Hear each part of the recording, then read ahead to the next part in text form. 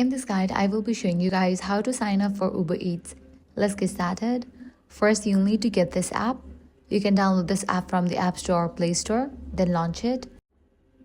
Now, you'll need to continue using your phone number or the Apple ID, Google, or email. Select the option of your choice.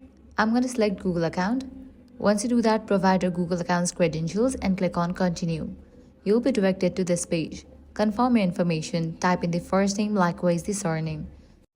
Then provide your country code and type in your phone number. Now you'll need to verify your phone number. You'll receive 4-digit code in your phone number. You'll need to type in that.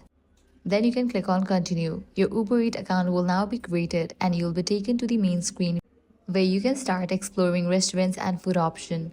If you want to view or manage your account details, stay on the Home tab and tap on the profile icon. Here, you'll see your name and can edit settings like adding a payment method or updating your information. And that's it. If this guide helped you out, do not forget to like, share, and subscribe.